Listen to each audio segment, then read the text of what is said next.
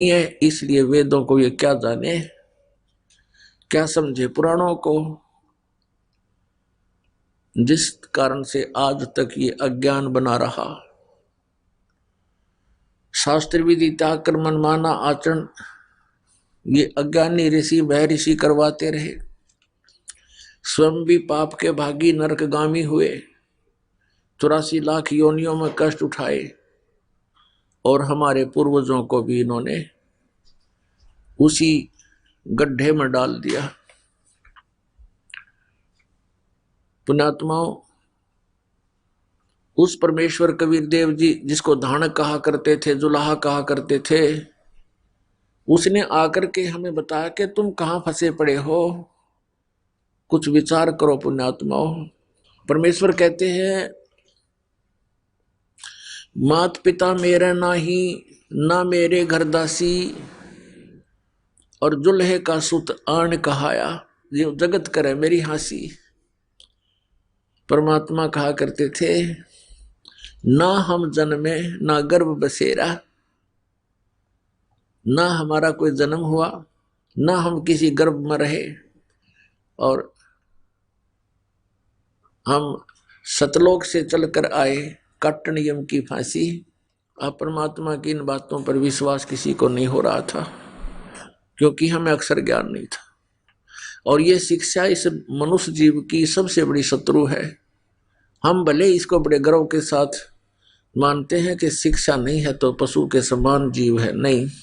ऐसे कहने वालों को सबसे पहले ये सोचना चाहिए कि आपके माता पिता क्या पशु थे जिन्होंने कभी शिक्षा ग्रहण नहीं की, और उनका कितना नेक आचरण था, कितने नेक विचार थे, कैसी सद्भावना उन लोगों में थी। और आज के मानव को तोल कर देखो उन महापुरुषों के साथ जिनको शिक्षा नहीं थी। इन शिक्षा से बिगड़े हुए व्यक्तियों को अब सुधारना कितना कठिन हो गया है। अभिमान का अंत नहीं, जरा सी पोस्ट किसी को मिल जा धरती तोल देता है, आगा पीछा नहीं देखता पाप करते समय। तो इस शिक्षा का सबसे बड़ा हमें लाभ हुआ है कि हम इस शिक्षा से परमात्मा पहचान सकते हैं। इसलिए ये परमात्मा ने ये विष हमारे को 3 युगों में नहीं खाने दिया। सतयुग त्रेता द्वापर तक केवल एक ब्राह्मण वर्ग ही शिक्षा का अधिकारी होता था, अन्य अपने परंपरागत कर्म करते रहते थे, दादा ही काम किया करते थे और सुख से जीवन व्यतीत करते थे। राग द्वेष नहीं था, कपटता नहीं थी। जब से इस शिक्षा का दौर बढ़ा है तो उसी दिन से हमारे अंदर बहुत परिवर्तन हो गया, और अब ये शिक्षा अनिवार्य है, इसको ग्रहण करना चाहिए। प्रत्येक बच्चे और बूढ़े को पढ़ाइए ताकि वो अपने सदग्रंथों को पहचान कर भगवान पहचान ले। इसका सबसे बड़ा लाभ हमें अब होगा। अब भले ही मानव बिगड़ गया है, क्योंकि दास का जन्म 8 सितंबर 1951 को हुआ। उस समय तक शिक्षा नाम मात्र भी नहीं थी, बहुत ही हजारों में कोई 2-4 शिक्षा ग्रहण किया करते थे। और उसके बाद ये शिक्षा का ऐसी बाढ़ आई क्योंकि परमात्मा ने ये शिक्षा देनी थी। ये कंप्यूटर और ये इंटरनेट बनवाने थे ना, ये जीव नहीं बना सकता इनको। ये भूल है मानव की, ये नहीं सोचा मैंने ये ऐसी खोज करके ऐसे इंस्ट्रूमेंट बना दिए। ये गॉड गिवन ज्ञान है, गॉड गिवन विज्ञान है, नॉलेज है। और इसका उद्देश्य क्या था परमात्मा का, कि जब परमेश्वर 600 वर्ष पहले आए थे, सन 1398 से 1518 तक 120 वर्ष रहे भगवान यहाँ पर, तो वो तो मालिक थे, सर्वशक्तिमान थे। एक दिन में हजारों स्थानों पर अपने अन्य रूप बना करके बहुत चोले धार के और जगह जगह प्रचार किया करते थे। लाखों की संख्या में उनके अनुयायी बन गए थे। अब कोई भी संत इतनी सिद्धि युक्त नहीं है। अगर किसी में थोड़ी बहुत सटोर कर भी ली किसी ने तो जल्दी फ्यूज हो जाता है, कुछ दिनों के बाद उसमें क्रिया नहीं रहती। जिस कारण से परमात्मा ने ये मीडिया बनवाया और मीडिया भी अपने दायित्व से दूर भाग रहा है, सत्य को सामने लाने में कतराता है, असत्य के ढोल पीटने में अपना गर्व समझता है। और ये सब कुछ परमात्मा ने अपने प्यारे बच्चों को, अपनी प्यारी आत्माओं को इस तत्व ज्ञान समझाने, घर घर पहुंचाने के लिए दिया था। पिछले 3 युगों में देखो, ना कोई सड़कें होती थी, एक रेडू में जिसको रथ बोलते थे, 6 खच्चर जोड़ के ये घोड़े जोड़ कर निकाला करते थे। क्यों? उनको कहीं से निकाल ले जाते, ना सड़क थी, गड्ढों में से, कांटों में से कहीं से निकाल लेकर अपना पहुंच जाते थे। अब कितना प्रत्येक व्यवस्था सुचारू है, सड़कें हैं, गाड़ियां हैं, एरोप्लेन हैं, यानी बहुत कुछ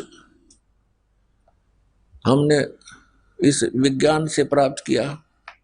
लेकिन एक विज्ञान, ये तत्व ज्ञान है, इस विज्ञान के सामने सभी विज्ञान व्यर्थ हैं, यूजलेस हैं। और इस विज्ञान को हम छोड़कर केवल अपने पेट रोजी रोटी के तक सीमित जो वस्तु है उसी पर सारा जीवन व्यर्थ कर रहे हैं। इसके साथ साथ परमात्मा की भक्ति अनिवार्य है। तो जैसा कि प्रसंग चल रहा था, परमेश्वर कबीर जी ने आकर के हमें ये ज्ञान दिया, ये बताया कि तुम यहाँ काल के जाल में फंसे हुए हो, ये तुम्हारा ठीक ठिकाना नहीं है, आप मुझे पहचानो। और उसके लिए बताया करते थे कि जिस क्रिया को तू करते करते सारा जीवन व्यर्थ कर देता है, ये तेरे साथ नहीं चलता। जैसे परमात्मा ने बताया कि तुम जिस शक्ति को परमात्मा मान रहे हो, ये भगवान नहीं है। मुल्ला माया मग में बैठी हंसा चुन चुन खाई, ये ज्योत स्वरूपी अलख निरंजन कह मैं ही करता भाई। एक न करता, 2 ना करता, ये 9 बना दिए भाई, और 10वां भी धुंधर में मिल जा सत कबीर दोहाई। क्या बताते हैं कि ये ज्योत निरंजन काल कहता है मैं ही भगवान हूं और कोई परमात्मा नहीं है। जैसा कि शिव पुराण विद्वेश्वर संहिता के अंदर ये काल भगवान कहता है इन ब्रह्मा और विष्णु को कि पुत्रों, तुमने अभिमानवश अपने आप को ईश मान लिया, भगवान मान लिया, तुम भगवान नहीं हो। इस संसार का मैं ही करता हूं, मेरे अतिरिक्त कोई परमात्मा नहीं है। तो यहां भगवान कहते हैं, कबीर परमेश्वर जी की महिमा से परिचित हुए, फिर गरीबदास साहिब जी को यथार्थ ज्ञान दिया। आदरणीय गरीबदास साहिब जी परम पूज्य परमेश्वर कबीर साहिब जी से प्राप्त ज्ञान के आधार से कहते हैं, ये मुल्ला माया मग में बैठी हंसा चुन चुन खाई, और ये ज्योत स्वरूपी अलख निरंजन यो काल कह मैं ही करता भाई, मैं ही करता हूं। जगत का पेखना पेख्या धनी का नाम न लेखा, जगत का पेखना पेख्या धनी का नाम न लेखा। जो मालिक है उसका कितना जिक्र भी नहीं। फिर कहते हैं एक न करता, 2 ना करता, ये 9 ठहराए भाई। कहते एक भी भगवान मना काम चलाए, इनका इन 9 भगवान बना दिए। और कहते हैं 10वां भी धुंधर में मिल जा सत कबीर दुहाई। 10वां एक भगवान और आवेगा, काल का भेजा हुआ, कलयुग के अंत में आवेगा। इन काल के द्वारा भेजे गए अवतारों का विधान है कि ये दुष्ट वृत्ति के लोगों को मारकर ही शांति स्थापना की चेष्टा करते हैं। उससे शांति नहीं होती और अशांति फैल जाती है। जैसे परशुराम जी ने अक्षत्रियों को मार डाला था। अक्षत्रिय इतने निकम्मे हो गए थे, वो कोई भी ऊंच नीच से नहीं डरते थे, इज्जत बेइज्जती का ध्यान उनको नहीं रहा था। वो बहुत बदतमीज हो गए थे, जनता के लिए दुखदाई बन गए थे। ये राजा लोग, राजनेता। तो परशुराम जी ने आकर उनको सबको काट दिया था फरसे से। लेकिन परमात्मा कबीर जी कहते हैं कि ये कोई समाधान नहीं है शांति स्थापना का और बुराई को नाश करने का। इससे तो और बुराई बढ़ गई। जो उनकी पत्नियां विधवा हुई, बच्चे अनाथ हुए, अब उनके सामने कितनी परेशानी खड़ी होगी। कोई उनकी बेइज्जती कर रहा है, इज्जत लूट रहा है, बच्चों के लिए परवरिश का कोई साधन रहा नहीं। ये खाक शांति उत्पन्न की उन्होंने, और क्या खाक उन्होंने ये बुराई मिटाई। परमात्मा आते हैं अपने तत्व ज्ञान और अपनी शक्ति से बुरे से बुरे व्यक्ति को भी नेक बना देते हैं, और फिर वो पुण्यात्मा स्वयं भी भक्ति करते हैं और अन्य समाज को भी वो दुखदाई नहीं होते, क्योंकि वो परमात्मा से डरने वाले बन जाते हैं। परमात्मा से डर उस समय लगता है जब हम कुछ तत्व ज्ञान से परिचित हो जाते हैं। तत्व ज्ञान से परिचित होने के बाद परमात्मा कहते हैं तुमने उस दरगाह का मैल नहीं देखा और धर्मराज के तिल तिल का लेखा, कि तुम यहां गलतियां करते हो, रिश्वत लेते हो, किसी को सताते हो, अपने से निर्बल को तंग करते हो। परमात्मा के पास तुम्हारा एक एक श्वास का अकाउंट है। आप मन में गलत भी सोचते हो, वो भी आपके बैड अकाउंट में वह एंट्री होती है, और उसका भी फल आपको भोगना पड़ता है। आप देखते हो किसी के टांग कट गई, किसी का हाथ कट गया, किसी की आंखें फूट गई, कोई कोढ़ से पीड़ित है, किसी को कैंसर है, किसी की जिह्वा में कैंसर है, किसी के कहीं पर परेशानी है। ये कारण क्या है? अब वो सोचता है कि मैंने इस जन्म में कुछ ऐसा किया नहीं, भगवान कहाँ है, मुझे क्यों दुख दिया। तो ये हमारी बालकों वाली बुद्धि है। हम भूल जाते हैं कि हम पहले भी बहुत बार जन्म चुके हैं, और उन जन्मों में हमने कितने जुल्म किए हुए होते हैं। राजा बने, वह अनरस किए, अत्याचार किए, शक्ति का दुरुपयोग किया, और अब उसका भोग किया। कोई अंधा होकर डोल रहा है, कोई दोनों पैर नहीं उसके। पुण्यात्माओं, ये तो हुआ सो हुआ। अब भगवान हमें बताना चाहते हैं कि जो हो चुका हो चुका बच्चों, अब तो संभलो। अब चाहे कितना ही रोगी हो, कैसा ही अंग भंग हो, और कैसा ही दुष्ट या नेक व्यक्ति हो, परमात्मा के ज्ञान से वो फिर से संभल सकता है। परमात्मा ने आकर हमें बताया, एक पुण्य एक पापी आया, एक है सुम दलेल रे, गरीबदास हरि नाम बिना सब ही जम की जेल रे। जैसे कुछ पुण्य आत्माएं हैं, अच्छी आत्माएं हैं, नेक नीति से जीवन निर्वाह कर रहे हैं, वो किसी को कष्ट नहीं देते, भगवान से डरने वाले भी हैं, लेकिन वो भक्ति नहीं कर रहे क्योंकि उनको ज्ञान नहीं कि एक और काम आवश्यक है। उस कार्य से वो अपरिचित होने के कारण फिर भी अपने जीवन को बहुत ही बचाकर चलते हैं। और एक व्यक्ति दूसरा उसके साथ है, शराब भी पीता है, चोरी भी करता है, और भी बदमाशी करता है, और वो भी अपना जीवन जी रहा है।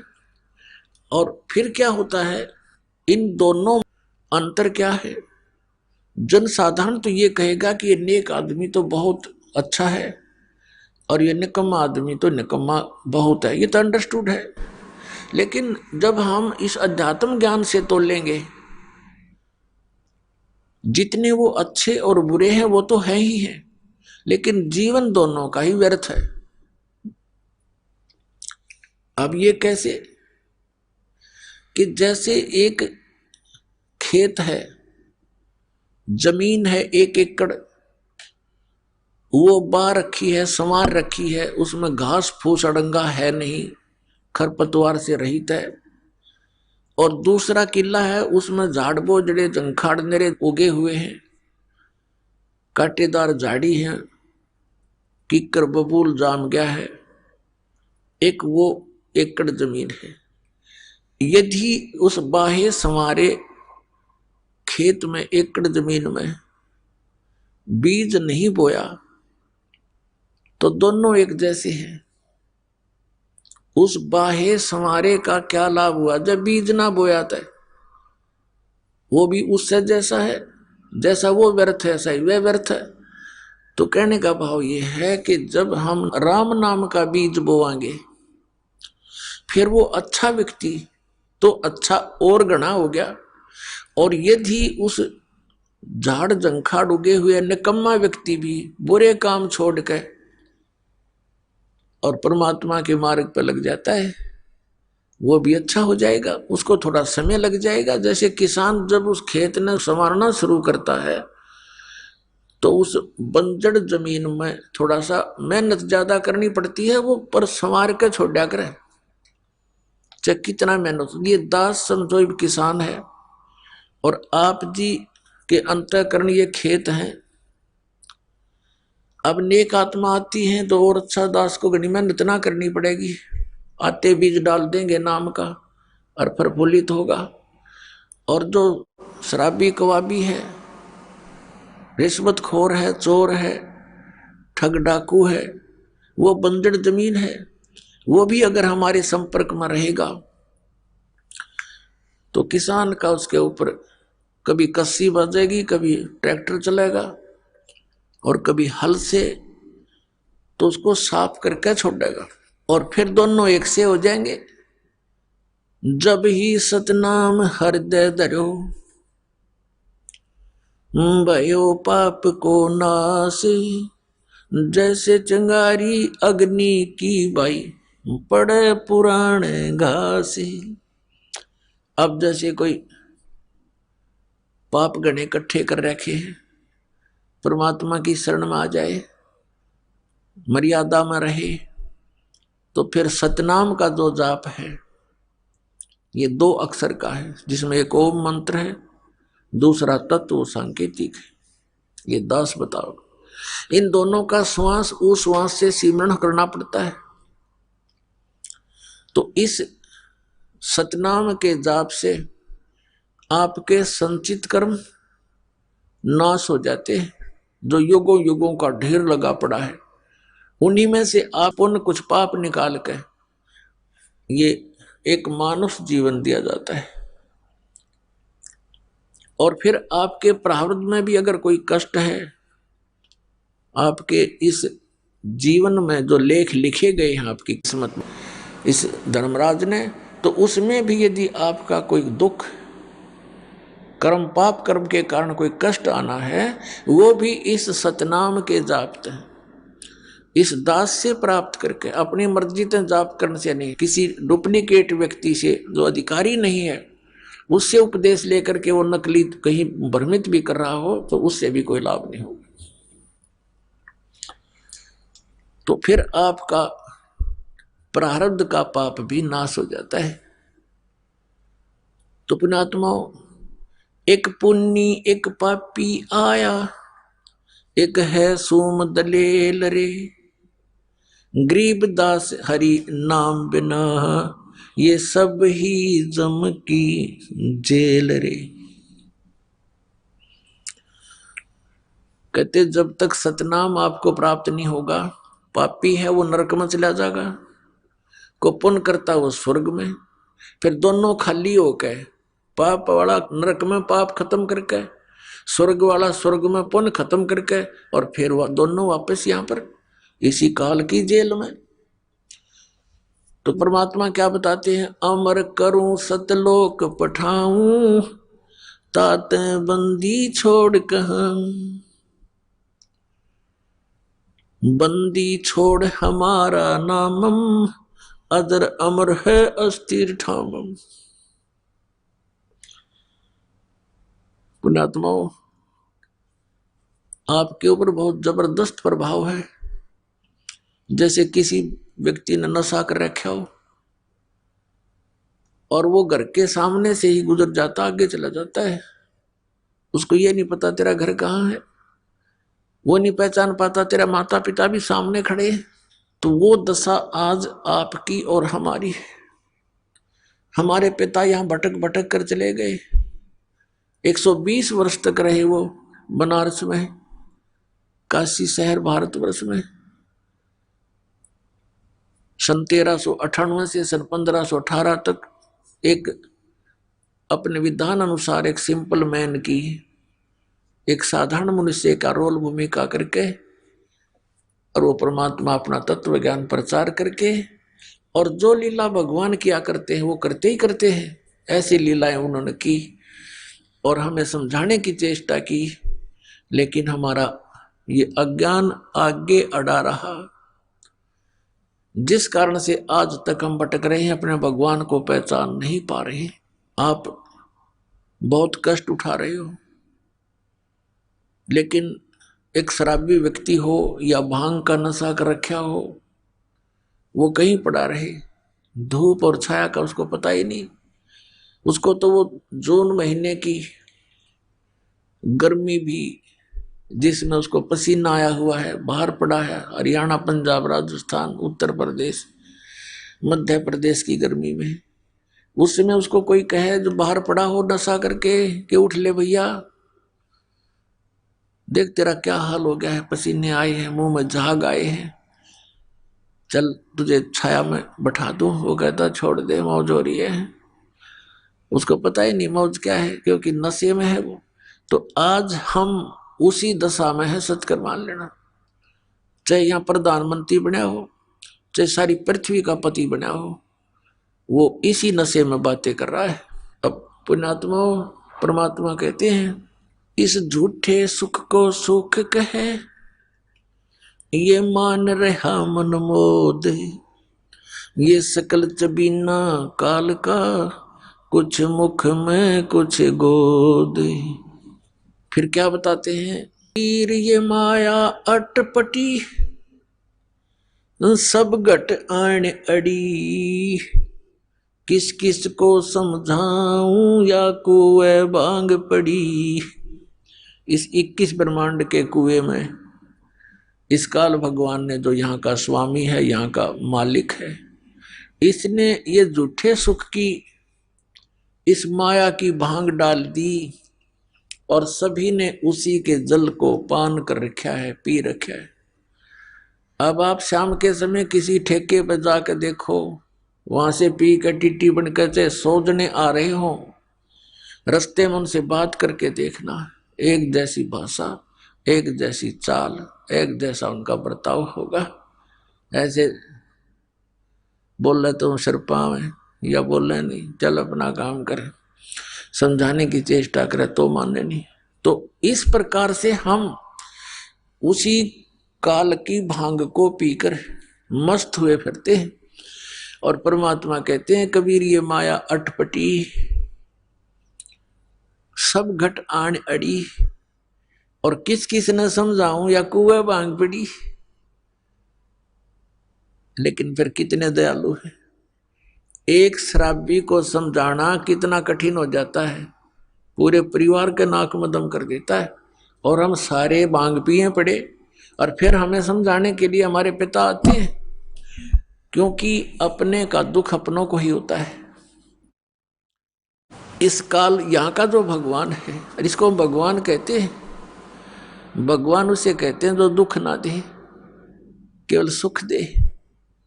ऐसे जुल्म कहर हमारे ऊपर टूट रहे हैं, बरस रहे हैं, और फिर हम कहते हैं ये बड़ा भगवान है, ये अच्छा भगवान है। किस लिए भगवान माना हमने, कि देखो कितने अच्छे काजू किस्मत सेब संतरे फलदार वृक्ष हमें दे रखे, फल दे रखे, और ये इतनी बड़ी पृथ्वी पर कैसे बाग बगीचे बना रखे हैं। ये किस लिए बना रखे हैं? और आपको फिर वो भूल जाते हो कि आप किसी का बेटा मर गया, किसी की बेटी मर गई। पीछे सी समाचार पत्र में पढ़ने को मिला, यहाँ बच्चे बता रहे थे कि एक परिवार ने मन्नत मानी, किससे? बालाजी से, उनका पुत्र हो गया, और उस पुत्र के केस उतरवाने के लिए, मत्था टिकवाने के लिए उस बालाजी में जा रहे थे। 4-5 सदस्य थे, 7वां छोटा सा लड़का था 3 महीने का। रास्ते में दुर्घटना होगी, वो बच्चा बच गया और वो सारे मर गए। बताया खाक मन्नत दी उसने, किसने दी? ये भी भूल है हमारा कि उसने पत्थर ने दे दी, उस बालाजी ने दे दी। एक भक्त सुना रहा था, बोला जी हम पहले तो भूल में थे। उसने एक उदाहरण दिया कि एक भगत हनुमान जी की पूजा कर रहा था। हनुमान जी वहां प्रसन्न हो गया, आ गया, बोल भाई क्या मांगता है? नो बोला जी बढ़िया से सूट दे, मेरा तो कपड़े को नहीं। नो बोला भाई मैं आप लंगोट में रहूं तने कितने थान दूंगा। हनुमान जी ने कहा भले आदमी तो भगवान की भक्ति करे, मैं भी भगवान की भक्ति करूं, मन भी कर दे, क्यों दुखी कर रहा है मेरे को। तो पुण्यात्मा, हम बिना ज्ञान के डले ढो रहे थे। अब इस तत्व ज्ञान से हमें पता चला।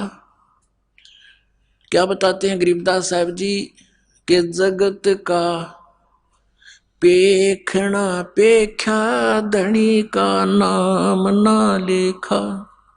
जगत का पेखना पेख्या, धनी का नाम ना लेखा। जैसे ये दास पहले हनुमान जी का कट्टर पुजारी था, जैसा लोक वेद सुन रखा था हमने, क्योंकि आत्मा भगवान के बिना रह नहीं सकती। पुण्यात्माओं, यहां चाहे कोई करोड़पति हो, चाहे अरबपति, चाहे खरबपति हो, और चाहे सारी पृथ्वी का पति हो, और उसको संतान भी हो, संतान उसकी नेक भी हो, पर संतुष्टि नहीं हो सकती। आत्मा में प्रसन्नता नहीं हो सकती, क्योंकि आत्मा को उस सुख की आवश्यकता है जो यहां पर है नहीं, और उस सुख को प्राप्त हुए बिना यह संतुष्ट हो नहीं सकती। फिर इसको यह भी पता है कि भगवान आकर बताते हैं स्वयं अपनी महिमा। अब कबीर परमात्मा कहते हैं, धर्मदास सुन अमर कहानी, अपनी महिमा हम आप बखानी। कि अपनी महिमा मैंने आप बतानी पड़े आकर के। इस मेरी महिमा को बताने वाला इस पृथ्वी पर कोई 21 ब्रह्मांड में नहीं छोड़ रखा, इसलिए किसी को याद ही नहीं रहा। सबको भांग पिला रखी है, सबके 3 इंजेक्शन लगा रखे, तीनों गुण इनके ऊपर प्रभावी है। इनको सो दिए को ना, इनको जितना दिखाई बेटा बेटी कार कोठी आगे कुछ दिखाई नहीं देता। इन बोली आत्माओं को इतना बांध दिया इनकी बुद्धि को। तो क्या बताते हैं कि अपनी महिमा मैंने आप ही आके बतानी पड़ी। तो इस परमात्मा के से प्राप्त ज्ञान के आधार से हमें फिर दिखाई देने लगा। जैसे ये दास पहले हनुमान जी का पुजारी था, लगातार 25 वर्ष तक, यानी 10-12 वर्ष का ये दास ऐसे अपने साथी विद्यार्थी से सुनकर कि हनुमान चालीसा का 7 बार पाठ करना चाहिए प्रतिदिन, और श्री कृष्ण भगवान परम शक्ति है। वो ब्राह्मणों का लड़का था, और हम ऐसे कुल में जन्म लिया हुआ था, अच्छे आदमी सारे थे, लेकिन राम नाम का आसपास नहीं थे। राम की तो दिन में चर्चा भी नहीं चला करती, दिन रात में कभी भी अपना पेट भरने के धंधे में जुड़े रहते, हमें भी जोड़े रहते। तो उससे थोड़ा पता लगा, एकदम आत्मा उभरी, तो जैसा लोक वेद सुना था उसके आधार से दृढ़ होकर लगे। कोई गुरु नहीं, लेकिन चाह भगवान की घड़ी, गीता जी का पाठ करने लगे, विष्णु भगवान श्री कृष्ण भगवान को इष्ट, फिर हनुमान जी याद आ गए, हनुमान जी इष्ट, फिर और कोई शंकर भगवान की महिमा सुनी, वो भी इष्ट। यानी हमने 36 खत्म कर रखे थे, लाभ कुछ भी नहीं था। यदि पूर्व संस्कार से कोई हमें लाभ होता था, क्योंकि बच्चे पढ़ते हैं, उनको तो यही बड़ी बात होती है कि वो परीक्षा में पास हो जाए। तो परीक्षा में पास होते थे। हनुमान जी की बाबा श्याम जी दादा लाई पूजा थी, उनका शुक्र मनाते, फिर श्री कृष्ण जी विष्णु जी का शुक्र मनाते, फिर श्री शंकर भगवान का शुक्र मनाते। और खुश हो जाते, बस पास हो गए, फिर भूल जाते, अगली परीक्षा में फिर याद करते बस। और फिर जैसे वहां हुआ, फिर संतान की इच्छा होती है। हम संतान को सबसे पहले पुत्र प्राप्ति की इच्छा करते थे, अज्ञानता के कारण हमें ज्ञान नहीं था। लेकिन पुत्र और पुत्री में पुण्यात्माओं, भूल का भेद मत करना। काल ने हमें यहाँ मूर्ख बनाकर पीड़ित करने के लिए, दुखी करने के लिए यहाँ इस तरह की गलत रीति रिवाजों में जोड़ रखा है। तो पुत्र उत्पन्न हुआ, बड़ी खुशी मनाई, नौकरी प्राप्त हुई, फिर भगवान के गुण गाए। अब पता चला कि जिन भगवानों को हम ये मान रहे थे कि ये हमें सब कुछ दे रहे हैं, वो ना कुछ दे सकते ना हमसे कुछ ले सकते। ये स्वयं स्वीकार करते हैं कि हम केवल नियमित कार्य ही कर सकते हैं, जिसके भाग में जैसा है पुण्य या पाप, हम उनको एज इट इज पूरा भुगवाना हमारा कर्तव्य है। उसमें कोई परिवर्तन नहीं कर सकते, अनुग्रह नहीं कर सकते। और श्री शिव पुराण के अंदर ये काल भगवान ब्रह्मा विष्णु और अपने पुत्र शिव को, शंकर को वहां संबोधित करता हुआ कह रहा है कि तुम सभी को अलग अलग विभाग दिए हैं, सतिथि, उत्पत्ति, संहार, लेकिन ये अनुग्रह तुम नहीं कर सकते किसी पर। अनुग्रह माने कृपा। तो फिर ये भगवान की से जब अनुग्रह नहीं कर सकते, हम दुखी हैं तो दुखी देखे जाएंगे, इनका भी कोई विवश नहीं चलेगा, क्योंकि इनकी पावर से बाहर की बात है। तो हम इनसे ही ये सब लाभ मान रहे थे। तो यहां परमात्मा कहते हैं, जगत का पेखना पेख्या, धनी का कितना नाम ना लेखा। जो हमें सब कुछ दे रहा था, हमें सब कुछ उपलब्ध करा रहा है, हमारे दुखों का निवारण कर सकता है, उसका कहीं नाम भी नहीं, जिक्र भी नहीं। अब इस प्रकार से हम परमात्मा की भक्ति महिमा से अपरिचित होकर के ये सब क्रियाएं कर रहे थे और इन भगवानों पर आश्रित थे। कबीर परमेश्वर जी कहते हैं कि धर्मदास सुन अमर कहानी, हमने अपनी महिमा आप बखानी। क्या बताते हैं परमात्मा कबीर परमेश्वर जी? कबीर पीछे लग गया जाऊं था मैं लोक वेद के साथ, रस्ते में सतगुरु मिले भाई दीपक दे दिया हाथ। कबीर परमात्मा जी कहते हैं कि इस भक्ति के मार्ग में, भक्ति के सफर में हम लोक वेद के आधार से चल रहे थे, और इस भक्ति मार्ग में, इस रास्ते में हमें सतगुरु मिल गए। उन्होंने तत्व ज्ञान रूपी ये दीपक टॉर्च हमें दे दिया।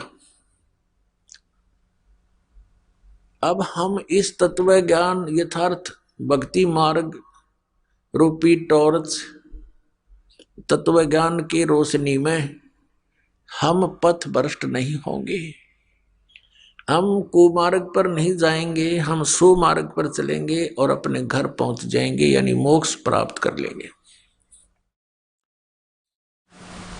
तो परमेश्वर ने स्वयं अपने ऊपर उदाहरण देकर बताया है कि पीछे लग गया जाऊं था लोक वेद के साथ।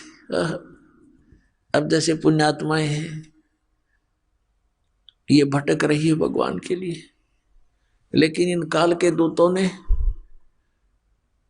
इस काल प्रेरणा से स्वयं भी इनको ज्ञान नहीं है, ये अब अभिमानी बन गए हैं। इतना सच्चाई को देखकर भी ये मानने को तैयार नहीं है, क्योंकि ये आपके हितैषी नहीं है, ये आपके शत्रु का रोल कर रहे हैं। जब तक ज्ञान नहीं था तो पुण्यात्माओं ये सोच सकते हैं कि भी इनसे गलती बन गई संतों से, और अब ये दास क्लियर कर रहा है, इनके सबके इतिहास दिखा रहा है कि मैं इनका कोई शत्रु नहीं हूं, इनका मित्र का काम कर रहा हूं। ये अपने अभिमानवश भले ही मुझे अपना विरोधी मान रहे हो, ये इनकी बालक सोच होगी। हम ऐसे भयंकर दौर से गुजर रहे हैं, हम ऐसे खतरनाक समय में इस लोक में रह रहे हैं कि हम जिस ओर जा रहे हैं आगे वो अजगर मुंह खोले बैठा है, ये काल रूपी अजगर, और सबको खाता है। गीता अध्याय नंबर 11 के श्लोक नंबर 32 में स्वयं कहता है कि अर्जुन मैं काल हूं, और ये देख अब प्रवृत्त हुआ हूं, अब तेरे सामने प्रकट हो गया हूं, श्री कृष्ण से निकलकर बाहर दिखाई दे रहा, और मैं इन सबको खाऊंगा। तो ना युद्ध करेगा तो भी नहीं बख्शूंगा इनको। तो हम उसको पूछ रहे हैं, देख फुटे भाग हमारे, उसको भगवान मान रहे हैं, वो कहता मैं खाऊं सबको, फिर भी हम संतुष्ट, क्योंकि हमारी बुद्धि इतनी ही काम कर रही थी कि तो मरना जीना लगा हुआ है। वाह भैया, फिर क्या जीवन यहाँ पर, सारा जीवन खो देता है प्राणी, अपने कोठी बंगले बनाने में 1 मिनट में मर जा, कुत्ता बन के वहीं धूम लगाई फिरे, जुलूस काट देता है हमारा। ये खाक जीवन है यहाँ पर नहीं ज्ञान था तब तक कोई बात नहीं, वो तो व्यवस्था थी, मजबूरी थी। अब क्या है, सामने इतिहास रख दिया, भगवान ने जो ज्ञान दिया वो आपके समक्ष उजागर करवा दिया परमपिता कबीर भगवान ने अपने बच्चों के लिए। और ये तत्व ज्ञान रूपी आपको आंखें दे दी, आपका अज्ञान रूपी मोतियाबिंद का ऑपरेशन कर दिया, और अब भी जानबूझकर कुएं में पड़ो। तो उसके लिए परमात्मा कहते हैं जानबूझ साची तजर करे झूठ तने, ताकि संगत है प्रभु सोपन में भी ना दे। इसे नीच की वो गुरु बना बैठे, ऐसे प्रत्यक्ष प्रमाण दिखा दिए, ऐसा भगवान है, ये उसका विधान है, इस भक्ति से भगवान प्राप्ति होगी। ये वेदों में प्रमाण, ये गीता जी में प्रमाण, ये उन महापुरुषों की वाणी में प्रमाण जिन्होंने भगवान पाया है। ये मंत्र है, श्री इस दास के अतिरिक्त कोई नहीं है। इसको अभिमान समझो चाहे तत्व ज्ञान समझो, ये आपकी अपनी सोच है।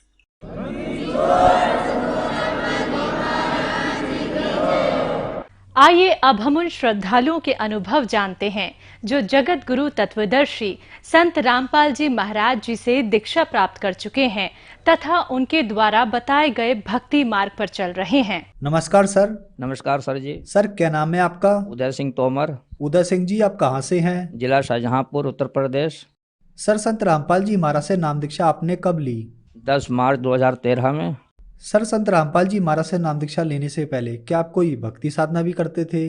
जी, भक्ति साधना करते थे, और क्योंकि हमारा परिवार ही सभी भक्ति करता था, और मैं जब छोटा था तो मेरे मन में विचार ये आता था कि मैं भी किसी भगवान की, किसी देवता की भक्ति करूं। विचार में था कि किस देवता की, किस भगवान की भक्ति करूं। तो खोज करते करते फिर मेरे समझ में बात आई कि हनुमान जी भक्ति सबसे ठीक है, सरल भी है, आसान है और ठीक है। मैंने हनुमान जी की भक्ति शुरू कर दी थी, और हनुमान जी की भक्ति मैंने जैसा विधि विधान में जानता था, मैंने 3 साल तक भक्ति करी हनुमान जी की। 3 साल भक्ति करने के बाद में फिर मैंने भक्ति छोड़ दी थी, क्योंकि उसमें ऐसा हुआ मेरे साथ कुछ शारीरिक घटनाएं घटी। मुझको एक बहुत भयंकर रोग लग गया, मेरे पूरे शरीर के अंदर दाने फोड़े से निकल आए, और मुझे ऐसा लगा जैसे कोई कोढ़ी हो जाता है, जिस प्रकार से शारीरिक बीमारी होती है इस तरह से हो गया था। तो बाद में फिर मेरे पर हनुमान जी का कोई असर होने लगा था। तो घर वालों ने कहा कि अब आप ये सब भक्ति छोड़ दो, नहीं आप कहीं पागल हो गए तो आपका फिर आगे खेल ख़त्म हो जाएगा। तो घर वालों के कहने से अब कुछ शारीरिक मतलब परेशानियों को देखते हुए, कठिनाइयों को देखते हुए फिर मैंने वो भक्ति छोड़ दी हनुमान जी की। उसके बाद फिर मैंने अपना इष्ट बनाया राम को, शिव जी को भी बनाया इष्ट अपना। तो इस तरह से मैं मतलब कि भक्ति करता चला आ रहा था, और फिर मैंने राम जी को अपना इष्ट बना लिया था। और राम जी को कोई भी मैं कार्य के लिए जाता था तो पहले अपने श्री राम को आराध्य मानकर हृदय में धारण करके मैं काम करता था। हमने पहले गुरु बनाए थे, बचपन में थे, जो कि उनको कान फूंकने वाले मंत्र दिए थे उन्होंने, वो कुछ समय तक चला। फिर बाद में मुझे गुरु मिल गए थे, आदि गुरु शंकराचार्य पंथ के अनुयायी थे, स्वामी सत्य प्रकाशानंद जी अजन्मा महाराज, अवधूत बाल ब्रह्मचारी। उनको हमने गुरु बनाया, और 25 साल तक उनकी शरण में रहकर जैसे उन्होंने साधना बताई थी वैसे साधना करी। और उन्होंने एक मंत्र जो दिया था, उस मंत्र के साथ साथ ये बोला था कि इस मंत्र का जाप करते रहना श्वास के साथ में। वो मंत्र था शिवोहम, जैसे ऊपर नीचे मंत्र का जाप होता है इस तरह से जाप करते रहना। हमने वो भी किया। करीब 15 साल लगभग मैंने उस मंत्र का जाप किया, लेकिन एक विधि जो बताई थी कि रात में 2 बजे उठकर पलथी मारकर और यहाँ नाक के ऊपर इस यहाँ पर ध्यान लगाया करना, यहाँ तुम्हें प्रकाश दिखाई देगा। उस साधना को फिर मैंने रात में 2 बजे उठ करके मैं उस साधना में फिर पूरी मैंने अपनी निष्ठा से पूरी जोर शोर ताकत से मैंने शुरू कर दी कि किसी तरह वो उपलब्धि प्राप्त हो जाए, जिससे मैं उनसे ये बताकर इसके विषय में कुछ जानकारी ले सकूं। सर फिर क्या कारण बना कि आप संत रामपाल जी महाराज की शरण में आए? संत रामपाल जी शरण में हम इसलिए आए कि मुझे ये टीवी के माध्यम से ज्ञान हुआ कि सोहम से ऊपर और है सत सुकृत एक नाम। और फिर हमने गीता में देखा कि ओम तत्सत ब्राह्मण त्रिविध स्मृता, कि ओम से ऊपर ये तत् और सत, ये 2 प्रभु और हैं जो ब्रह्म, परम ब्रह्म, पूर्ण ब्रह्म कहलाते हैं। क्षर पुरुष, अक्षर पुरुष, परम अक्षर पुरुष। और हमें तो केवल ब्रह्म तक का ही ज्ञान था, इसके आगे ज्ञान नहीं था। फिर हमने टीवी चैनल के माध्यम से संत रामपाल जी महाराज का जो हमने प्रवचन सुने, देखे, जिसमें गीता का, वेद के अंदर भी परमात्मा ने स्पष्ट कर दिया कि कबीर देव नाम का वो परमात्मा है, और वो मतलब कि उनके जो गुण गाए गए परमात्मा के वेदों में वो उनमें वैसे ही पाए गए। और फिर ये भी साबित हुआ मुझे टीवी देखने के माध्यम से कि संत रामपाल जी महाराज ने जब ये सिद्ध कर दिया कि उस पर कि परमात्मा कबीर हैं, तब मेरे मन में चिंता हुई। तब मैंने एक वृद्ध थे 80 वर्ष के सरदार जी थे, उनको मैंने बताया कि ये सतनाम जो और आप जो वाहेगुरु बोलते हो ये वो चीज़ नहीं है, वो तो वहाँ सतलोक आश्रम बरवाला में मिलेगी। संत रामपाल जी महाराज के इसके जानकार हैं और वही ये सब कुछ देंगे। तो मैंने उनका साथ लिया और पहली बार मैं बरवाला गया। जाने के बाद वहाँ पर फिर मैंने नामदान लिया संत रामपाल जी महाराज से। सर संत रामपाल जी महाराज से नाम दीक्षा लेने के बाद क्या आपको कुछ लाभ भी प्राप्त हुए? हाँ जी, लाभ तो बहुत प्राप्त हुए और उसके बाद तो लाभ ही लाभ होते चले आ रहे हैं। हानि का तो कोई कहीं से समझ नहीं आता है कहीं पर से हानि हुई हो। अगर हमें ऐसा लगता है कि हाँ कुछ हानि हो रही है, लेकिन उसका परिणाम जब देखा तो वो भी बहुत अच्छा और पॉजिटिव प्लस में वो गया। मेरी आर्थिक स्थिति बहुत ख़राब थी और हमें मतलब शारीरिक कष्ट भी थोड़े छोटे मोटे बने रहते थे। परिवार में भी लोग कोई ना कोई बीमारी से ग्रसित रहते थे। तो इस वजह से हालात ये थे कि मैं सरकारी सर्विस करते हुए भी कभी मैं आर्थिक रूप से अपने को संभाल नहीं पाया और हालत इतनी ख़राब थी कि मैं 5,000 रुपये ब्याज तक मैं देता था, ये कंडीशन थी। लेकिन संत रामपाल जी महाराज की शरण में जाने से मेरे ये सारे जाने से पहले ही ये संकट दूर होना शुरू हो गए थे और मुझे आर्थिक रूप से इतनी मजबूती मुझे मिलना शुरू हो गई कि मैं सोच नहीं सकता हूँ। परमात्मा ने ऐसे चमत्कार कर दिए कि मैं इस सोच के हैरान हूँ कि परमात्मा ही वो काम कर सकता है जो कि दूसरों के लिए असंभव है। मुझे मतलब कि बैंक लोन का समस्या थी, ऐसा बंदा मिल गया जिसने खुद मुझसे कहा कि तुम ऐसा कर लो और तुम्हारी ये ज़रूरत है। फिर हमने कहा ठीक है, मुझे ज़रूरत तो थी लेकिन मैं थोड़ा सा उलझन की वजह से नहीं चाहता था, तो मेरा ये काम हुआ। और मैंने एक अपनी कमेटी चला रखी थी। जाने से पहले वो कमेटी में मुझे मेरा नंबर आ गया, वो भी पैसा मुझे मिला और हमने मतलब कि सैलरी हमारी थी जो 20-25 तारीख के बाद मिला करती थी, वो भी समय से मिलना शुरू हो गई।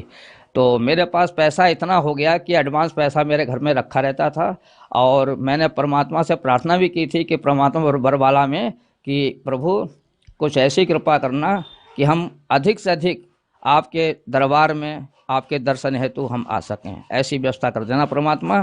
तो हम जब नाम दान लेकर के आए उसके बाद हमारे परिवार के लोग जुड़ना शुरू हुए, उनको साथ में लेके जाने लगे और इस तरह से हमें मौका बराबर मिलता रहा परमात्मा के दरबार में जाने का। हमारी पत्नी को कैंसर हुआ था और उसका हमने इलाज डॉक्टर से करवाया। एक डॉक्टर ने रेफ़र किया बरेली केशलता हॉस्पिटल में, वहाँ डॉक्टर ने बोला कि इनका ऑपरेशन होगा, 10 दिन भर्ती रहने के लिए बताया। तो मैं फिर वहाँ से उनको छोड़ करके फिर मैं सीधे उसी डॉक्टर के पास गया जिसने वहाँ भेजा था बरेली में, मुझे बदायूं के डॉक्टर थे। तो उनसे मैंने परामर्श किया कोई ऐसा डॉक्टर बताइए जो बीमारी को सही कर सके और ठीक इलाज हो पाए। तब उन्होंने बताया कि आपका दिल्ली, लखनऊ, कानपुर, अलीगढ़ इस जगह पे इलाज है और वहीं आप करा सकते हैं। फिर मैंने लखनऊ चुना, लखनऊ गया, वहाँ पर मैंने वाइफ पत्नी का इलाज करवाया। लगभग 1 साल तक वहाँ उनका इलाज चला, जबकि वो डॉक्टर बता रहे थे कि इनका ऑपरेशन होगा अभी तुरंत और इतना खर्चा 10 दिन भर्ती रहेंगे। वहाँ जाने के बाद में वहाँ पर डॉक्टरों ने कह दिया कि ना हम ऑपरेशन करेंगे, ना हम ऑपरेशन की सलाह देंगे। और उसके बाद 1.5 साल लगभग इलाज चला। जब मैंने पत्नी का इलाज करवा रहा था तो मैंने वहाँ पर डॉक्टरों से तो कहने लगे कि इस तरह के मरीज़ जो हैं 1.5-2 साल तक ज़िंदा रहते हैं, ज़्यादा लंबा जीवन नहीं जी पाते हैं। लेकिन परमात्मा संत रामपाल जी महाराज की कृपा से वो आज भी जीवित हैं और ऑपरेशन जो होना था वो ऑपरेशन भी नहीं हुआ, केवल दवा के द्वारा ही वो ठीक हो गई। ये सब संत रामपाल जी महाराज की कृपा थी और आज हम पूरे परिवार सहित संत रामपाल जी महाराज की शरण में हैं। और मुझे भी टाइफाइड हो गया था तो मैं भी उस समय बहुत मेरी हालत बुरी हो चुकी थी कि मेरे एक कदम नहीं चल पाता था, लोग मुझे लिटालते थे, बैठालते थे। तो मैं भी समझ रहा था कि ऐसा ना हो कि मेरा शरीर ये जीवन का अंत हो जाए। वो भी मैं ठीक हुआ। एक बार नीलगाय से मैं टकराया, बहुत भयंकर टक्कर हुई थी, गाड़ी मेरी बिल्कुल पलट गई थी मोटरसाइकिल और मैं दूर गिरा जा कर के, और तो उसमें मुझे चोट आई थी। फिर बाद में डॉक्टरों को दिखाया, उसमें ठीक हो गए। कुछ लोगों ने ये बताया कि इस तरह के एक्सीडेंट में कोई बचता नहीं है, लोग मर जाते हैं। कई लोग वहाँ मर भी चुके थे, 1-2 लोग मर चुके थे। कुछ लोगों के मतलब कि शरीर में टूट फूट काफ़ी हो गई थी, लेकिन मुझे सिर्फ हल्की चोटें आई थीं और मैं ठीक हो गया। और मैं एक बात कहना चाहूँगा, बवासीर की शिकायत जो थी, शिकायत इनकी, वो भी ठीक हो गई परमात्मा की कृपा से और आज बिल्कुल ठीक हैं। सर, संत रामपाल जी महाराज से नाम दीक्षा लेने के बाद आपको बहुत सारे लाभ प्राप्त हुए। संत रामपाल जी महाराज के बारे में यह कहा जाता है कि संत रामपाल जी महाराज ब्रह्मा विष्णु महेश जी की भक्ति छुड़वाते हैं, क्या यह बात सही है? नहीं, ये ऐसा नहीं है। संत रामपाल जी महाराज तो शास्त्र अनुकूल जो भक्ति विधि है वो बताते हैं, और जिस भक्ति के करने से मनुष्य को इस पृथ्वी पर सभी प्रकार के शारीरिक आर्थिक लाभ प्राप्त होते हैं। और जैसा कि हम पहले सतकथा में पढ़ते थे कि यहाँ कथा सुनो, यहाँ भी सुख मिलेगा, फिर उसके अंत में परम धाम चले जाओगे, वो सब झूठ था, उसमें कोई सच्चाई नहीं थी। सच्चाई तो ये है कि वो सत्य कथा आज हमारे संत रामपाल जी महाराज टीवी के माध्यम से और अपना सत्संग के माध्यम से दे रहे हैं। और यही वो सत्य कथा है जिसे जगत के प्राणी सुनेंगे और इस संसार के सुखों को प्राप्त करके अंत में परम धाम उस सतलोक में चले जाएंगे, जहाँ जाने के बाद फिर कभी लौट संसार में नहीं आते हैं, जहाँ सुख ही सुख है, दुख नाम की कोई चीज़ नहीं है। ये मार्ग वही मार्ग है। ये सर, जो दर्शक आज आपको टीवी पर देख रहे हैं, आप उन्हें क्या संदेश देना चाहेंगे? संदेश तो परमात्मा दे रहे हैं और मैं उन सब भगत जो भी हमारे जगत के भाई बहन हैं उनसे मैं प्रार्थना करता हूँ कि कोई इस गफलत में ना रहे कि ये कोई साधारण मनुष्य हैं, ये स्वयं परमात्मा हैं, ये सिद्ध हो चुका है। और वो परमात्मा संत रामपाल जी के महाराज के रूप में आज धरती पे विराजमान है। इसमें किसी प्रकार की कोई संशय संदेह की बात नहीं है। जो लोग मुझे देख रहे हैं, सुन रहे हैं, अगर वो किसी बात का चैलेंज करते हैं, इस बात की शंका करते हैं, तो वो हमसे संपर्क कर सकते हैं। धन्यवाद सर। सत साहिब।